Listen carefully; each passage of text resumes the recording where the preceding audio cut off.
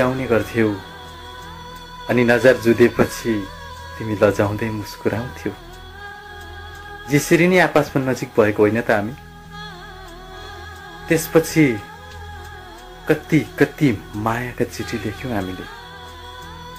तिमीले नै भन्थ्यौ नि, जिन्दगीभर म तपाईलाई नै माया गरिरहन्छु, हरेक मोडमा साथ दिन्छु र मैले पनि तिमीलाई सधैँको लागि सहयात्री बनाउने कुरा गर्थे। सायद भुलेको छैन होला।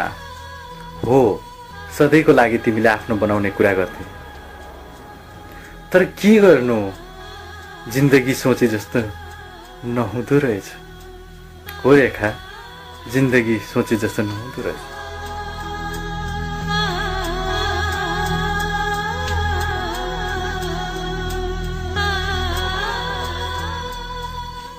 जिन्दगीको सपनाहरू एकै मोडमा बुनेर सजाइरहेको अवस्थामा अचानक तिमीले अरू कसैको प्रेम प्रस्ताव स्वीकार गरेको खबर सुने, जुन खबरले मन भक्खानिएर हृदय छिया छिया भएको थियो। त्यसपछिको पत्रमा मैले तिमीलाई भनेको थिएँ नि, रेखा, दुई डुङ्गामा टेकेर सयर गर्न सकिन्न, तर तिमीले यही गरिरहेको छौ। यही महसुस दिलायो, किन विश्वासघात गर्यौ मलाई? हो, सायद यी प्रश्नहरू प्रहार गरी पठाएको पत्र तिमीलाई मन परेन। त्यसपछि तिमी भेटमा बोल्न पनि छाडिदियौ, होइन त? अनि पत्र पनि त पठाएन नि रेखा? हो कि होइन भन न, तिमीले पत्र पनि पठाएन नि।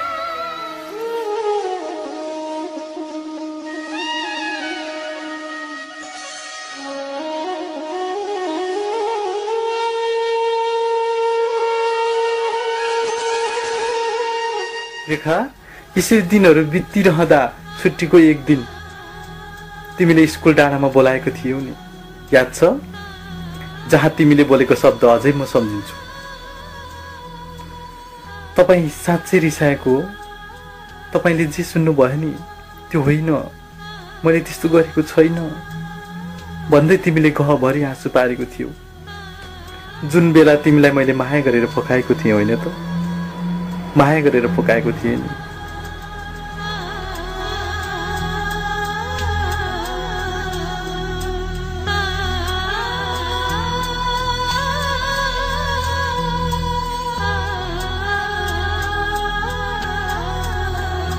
रेखा, त्यसपछि सम्बन्धमा फेरि केही सुधार त आएको थियो नि, तर पछिल्लो समयमा तिमीले फेरि सोही व्यक्तिसँग पत्र लेखेर आफ्नो प्रेम आदान प्रदान गरेको जानकारी पाएपछि जति माया लागे पनि मनमा दबाएर बिस्तारै बिस्तारै म तिमीबाट टाढा हुँदै जान थालेँ। मैले धोका पाएको महसुस गर्न थालेँ। त्यसपछि न मैले बोलाएँ तिमीलाई, न त तिमी बोल्न नै आयौ। एकदमै लामो समयसम्म बोलीचाली नै बन्द भएपछि त्यही पत्रले हाम्रो सम्बन्धको डोरी टुट्याएर गयो। जुन पत्र हाम्रो प्रेमको अन्तिम पत्र थियो, हो त्यही पत्र हाम्रो प्रेम कहानीको अन्तिम पत्र थियो। हो रेखा, त्यही पत्र हाम्रो प्रेम कहानीको अन्तिम पत्र थियो।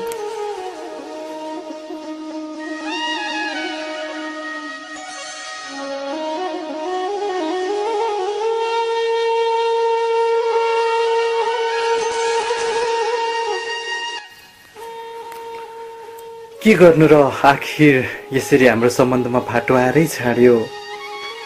र केही समयको अन्तरालपछि म कलेज पढ्न भनी सहरतिर लागेँ। तिमी 10औं कक्षामा पढ्दा पढ्दै स्कुल छाडी अन्तै बिहा गरेछौ।